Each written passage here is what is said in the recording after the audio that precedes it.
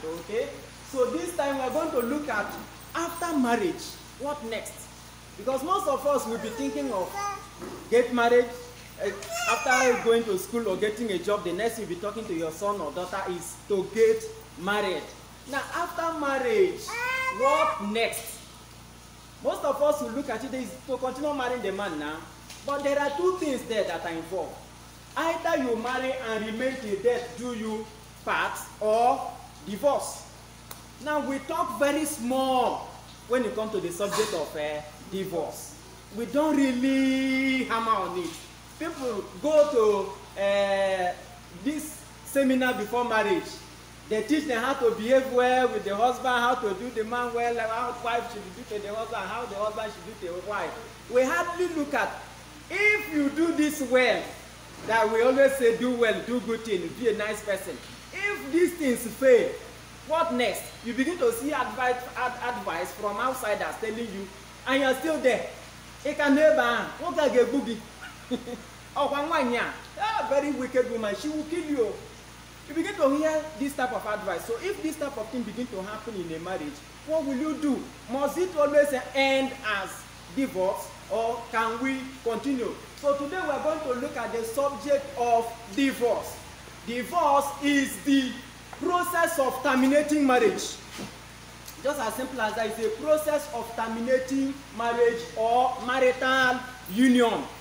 So that process where a husband begin to seek for how to leave this woman, or a wife begin to seek for a way how to leave the husband, is called divorce. It's called what? Divorce. It's called what? Divorce. I want to hear your voice, because when your voice is D, two, it becomes D. It becomes D. So the voice is no longer one in the family. That's why it's called D. See my fingers now. The voice now are two. Right? By the way, husband and wife voice supposed to be one. So when the voice began to go this way, they are no more moving this way. They are not like this. So it's now the voice to ask the voice. And when they divorce, the union of 1 plus 1 is no longer there. The one voice they were speaking is no longer there. And we pray this morning that none of us here will divorce in his or her marriage in the mighty name of Jesus. Amen. Amen. All right. Now, in Africa, it says that in Liberia, they have the largest number of divorce cases. That is in Africa. I have other countries, continents, but in Africa, Liberia records the largest number, followed by the Central African Republic. Then the third is the Congo Brazzaville. Now, in Nigeria, we don't have record of divorce man. All we do is, when you have problem, those on Facebook, they will go on Facebook and type to the admin and say, hide my identity. Then the next you'll be hearing people typing and say, won't you divorce him? Won't you leave that man? Won't you leave that woman? You will be reading. I now ask, how will you carry your family matter to the whole world to advise you? Even when you say hide my identity, you are somewhere reading it. And they will be giving all sort of advice to follow. Well, I don't know where they taught them all those kind of things. So that is not what I'm here to look at. Then, without wasting our time, I want us to look at the common reasons why people divorce. Because there must be a reason why people who said yesterday, I love you so much, I want to be your husband, I want to be your wife, I want us to stay till death do us part. All of a sudden you hear that he's no longer with the man. Even when the children are there, he's no longer with the woman. He's not married or remarried. You begin to hear stories that you begin to say, is that how? Even those who, in fact, the way I see divorce cases these days, one day, somebody will be celebrating, that is doing party, and inviting people to come that I have done 1 year after my divorce, and I'm living better. I have seen, I'm looking at such a thing going to happen, where people will be throwing party my 5th year after divorce, and going stronger. And people will gather to drink and dance that this person was living, somebody was maltreating our sister or our brother before, but now he or she has divorced the person and it's now better than the time he was married to the man, and people will be celebrating it. The way divorce cases is going, you may not really understand where I'm heading to. So there are reasons for everything, and it's for us to understand these reasons. Those who have not married, they're supposed to know reasons for something before doing it.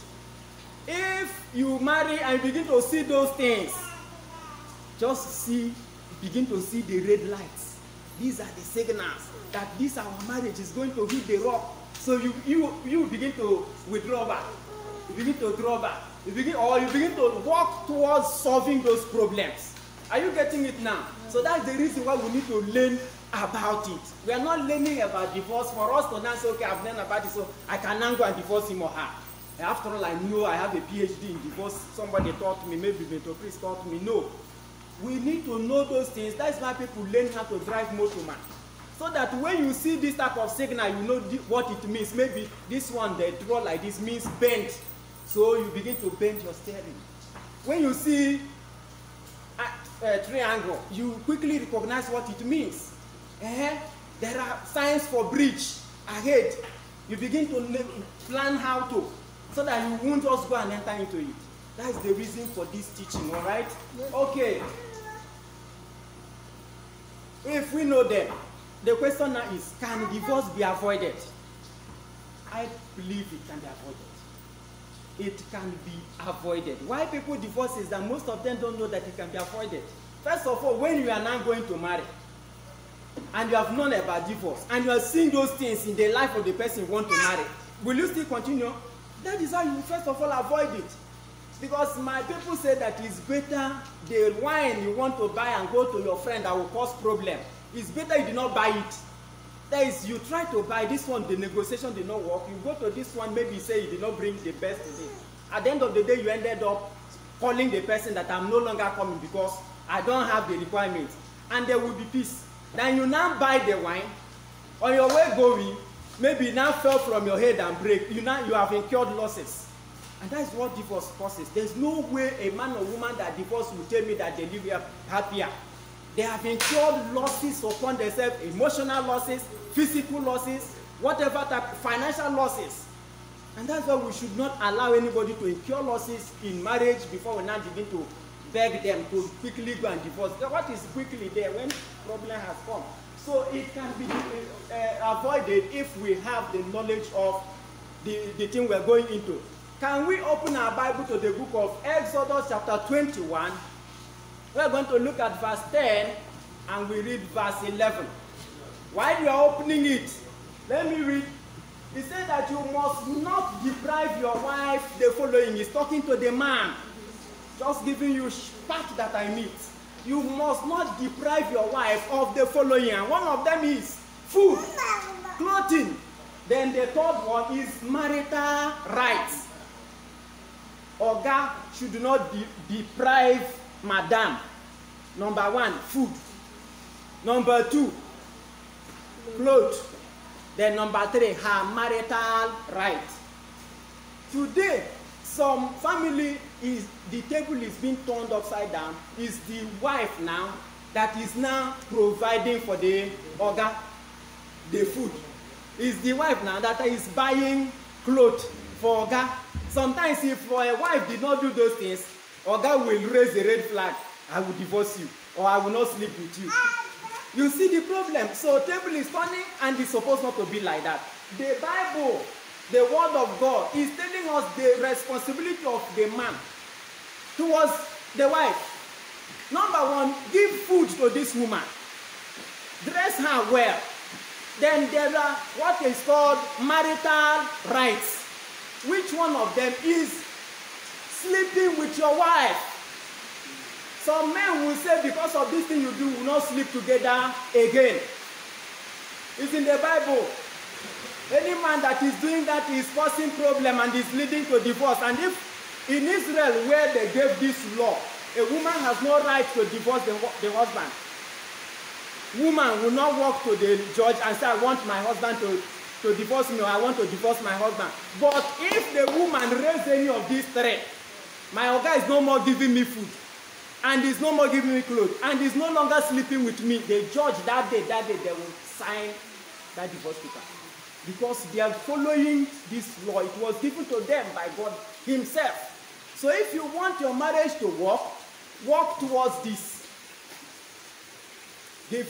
Providing food for the family, providing clothes, bringing the marital rights of the woman. Now, some of you have heard over and over where a woman will be quoting, even when they don't know the verse, they will say, if a man is not capable of providing for his or her, for his family, is worse than, even those that are not married know it, is worse than what? So, to tell you how important it is, that a married man is supposed to be the one to provide, and if he didn't provide, he is being referred to as an infidel. Now, an infidel in a simple way means an unbeliever. Even though he is a believer, even though he is the bishop of that cathedral, and he is not providing for the family, the Bible classifies such a person as an unbeliever in God. Are we getting what is going on this morning? These are some of the reasons that we look down on. I've seen cases where a man is telling the wife that he's supposed to be paying him before they now have sex. And the day the woman refused to do that, the man went and slept with another person's wife. And when the wife heard about it, she became depressed. See what people are doing these days. So we need to get all these things right. Now, what do we use? What will we use to buy food? Is it money? Is it not money? What do we use to buy clothes? Is it not money? Now, these two things, money covers them. But the third one, which is the marital right, you may not really buy them with money. This is where love comes in, intimacy comes in, being together with the person, togetherness comes in, the way you talk with the person comes in. All right. Let's look at the first reason, which is money. Money, as we know, is the common denominator almost for everything we do. Get this thing from me, oh. Too much money, man, can lead to a problem in a family. It's not when we measure money, we look at when Oga don't have money. If Oga has money, if Oga allowed the money to control them, or control him rather, it will lead to a problem. I know of a story of a man that was given an appointment by the federal government, and the moment he was on top now, a lot of contracts were coming, women were coming with their offers. At the end of the day, he began to have relationships with those women. He forgot his wife. Now the wife continued enduring. One day, God helped the woman, and she also got appointment with the federal government. The day her appointment letter was announced, she divorced the husband and now went back to her father's family and began to use her father's own name. Is this one lack of money? Definitely it wasn't. What happened here is not lack of money. It's even too much of money that separated the home. So what do money cost? If you have, that is, if you don't have much of it. First of all, it leads to stress. It leads to stress. You are coming back from work, the next thing you are hearing is that mama, whatever that your husband, your wife calls you, there is no money for this one. You begin to reason, you begin to think, what will I do now? And you don't have money. Now, when you are under stress, there is a way we talk when we are under financial stress. Sometimes we talk like we are quarreling the person. Why do you need to tell me? We bring one kind of logic. Why do you even tell me today? You're supposed to have told me. But the one that has the money will just bring the money and leave. So lack of money brings stress. Lack of money also makes somebody to put his hand in something that he's supposed not to put his hand. As we continue with this teaching, we'll find out those things that some of us go and put our hand because we're under stress to make money and we end up having more problems. So excess money also can lead to a problem. I heard the story of one of the richest men in Nigeria. The wife was complaining then that he doesn't have time for her. Then the day the man took the wife out, he forgot the wife because of too much commitment, calls, meetings, engagements. This one want to see Oga. At the end of the day, the man did not have time again for the woman. The woman now followed another flight and returned home angry. So these are things we need to balance. We need to balance our family and our finance. We need to know which one comes first. Is it the family or the money?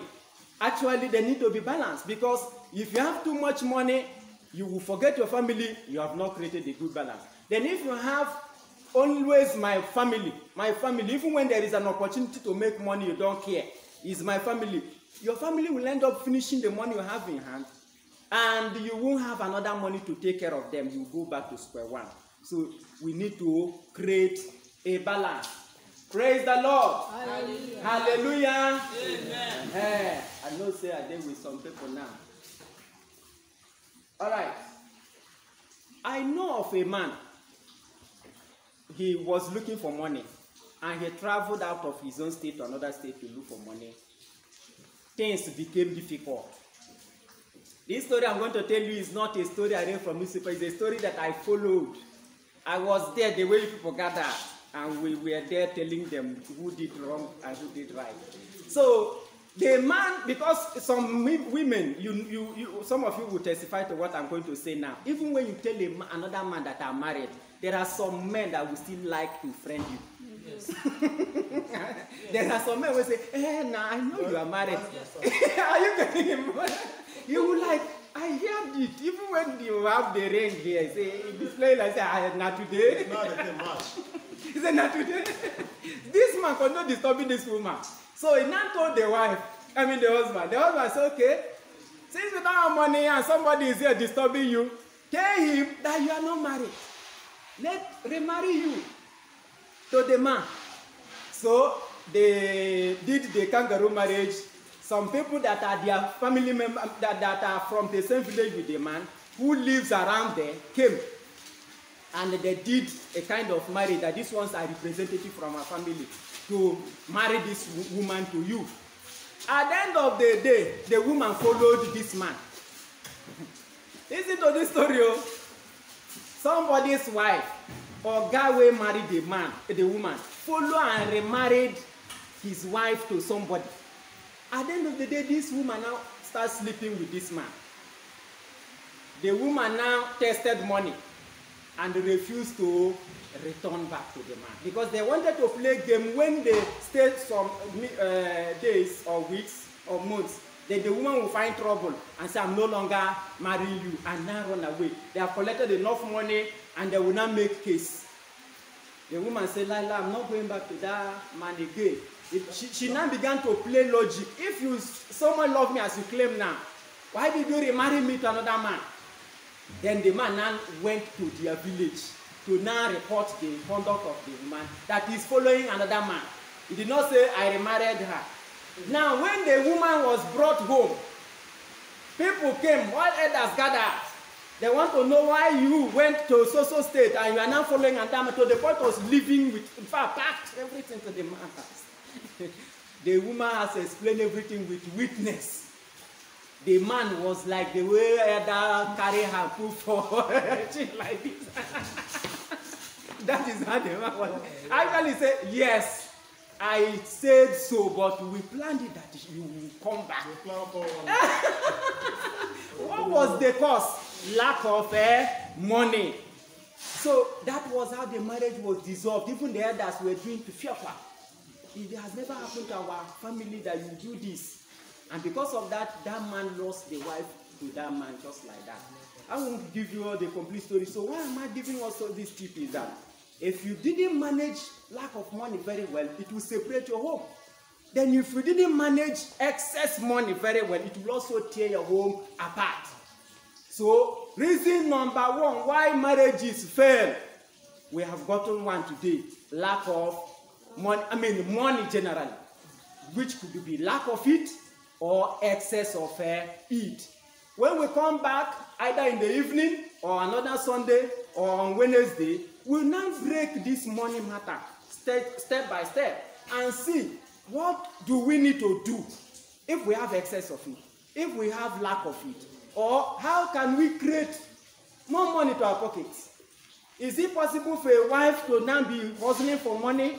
Is it possible for a wife to sit down and answer Oriako the way our papa and mama were answering? Not Odozak again, it should be Oriako. So which one is it supposed to be? Just sit down at home, then the man will bring, then she enjoy it. So we need to get all these things, balance them, so that this generation will understand the reasons why marriages are crashing. The number of divorce cases is alarming. We need to get them. And the money, if we look at the word of God, they say love of it. Not money is the root, but love of it is the root of all evil. So I leave you here, and I pray that lack of money or excess of money will not tear our homes apart. Rather, it will help us with the knowledge we are going to gain from here, build our marriages, build a better home, make those who